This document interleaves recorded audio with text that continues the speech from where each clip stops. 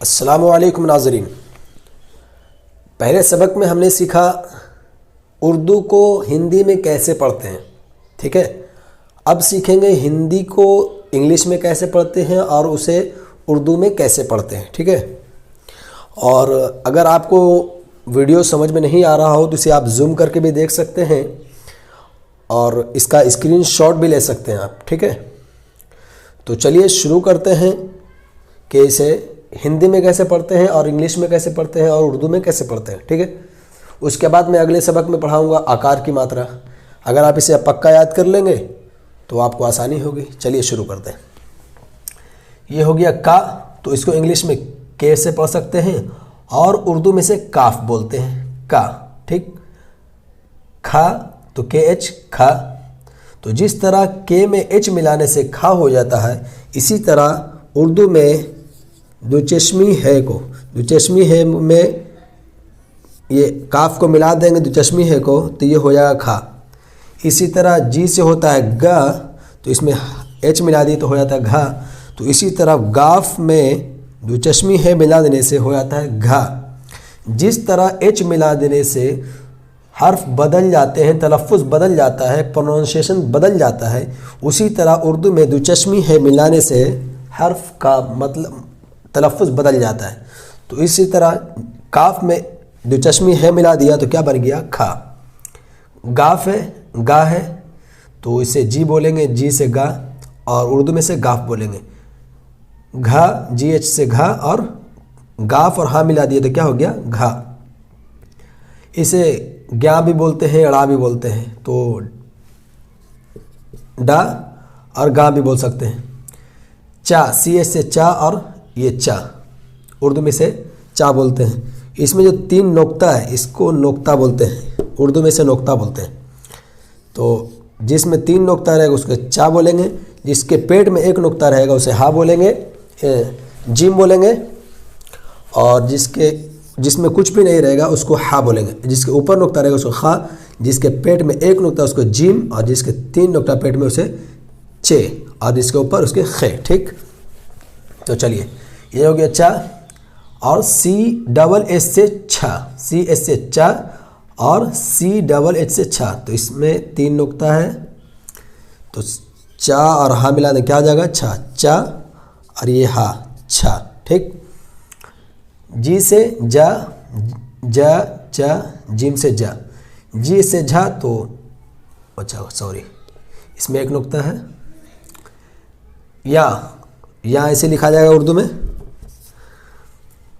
T से टा, तो टा उर्दू में ऐसा होगा। टी ठा, टी एच से ठा, और ये ठा, टा का आधा शकल और ये दो चश्मी है, क्या बन गया, ठा। डी से डा, और डी से डा हो जाएगा, उर्दू में इसे डा बोलते हैं। ढा, डी एच से ढा, और डा में हा मिल जाएगा, दुचश्मी है, तो क्या हो जाएगा, ढा। ना, एन बोलेंगे इंग्लिश में, और उर्दू में ये नून हो जाएगा। टा, टी से टा, और ये ता, दो नुक्ता। था, टी एच से था, और ये उर्दू में ता में हा मिला दें तो क्या हो जाएगा, था।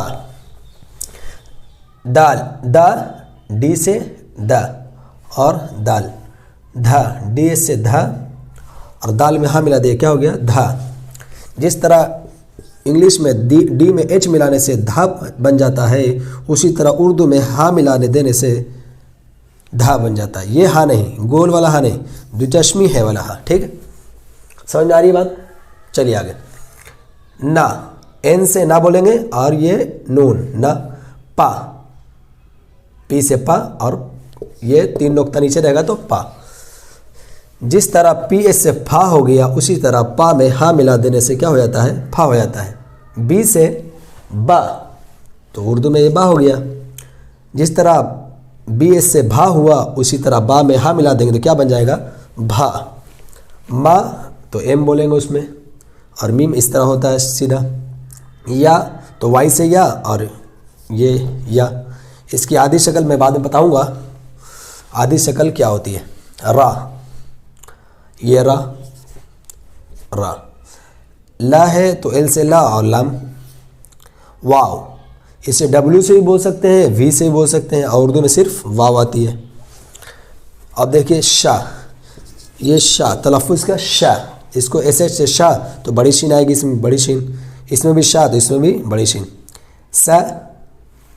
स सीन सा। हा तो इसे इंग्लिश में हा H से बोलेंगे, और उर्दू में ये गोल वाला हा। ये हा भी आ सकता है, लेकिन ज़्यादातर यही हा इस्तेमाल होता है, और बड़ी है भी इस्तेमाल इसमें हो जाता है। ठीक है, इसको शाह बोलते हैं, छा तो KS से छा, इसी तरह कश भी बोल सकते हैं, छा भी बोल सकते हैं, ये थोड़ा सा अलग है। तरा, टी रा से तरा, और इसमें ता आधा शकल, रा और या तरा।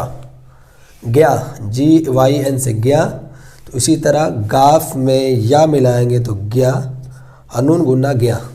ये आपको बाद में मिलाने का तरीका सिखाऊंगा। अभी फ़िलहाल ये समझ लीजिए कि हिंदी में जो अल्फाज होते हैं उसको इंग्लिश में कैसे लिखा जाता है आपको मालूम है, लेकिन उर्दू ये समझ लीजिए, आप इसका स्क्रीनशॉट एक मरतबा ले सकते हैं। ठीक है, तो अगर इसमें का पढ़ना का, तो काफ के साथ ये आकार लाएंगे तो का होगा। ठीक, तो इसी तरह काफ में अलिफ मिला देने से का हो जाता है। कैसे?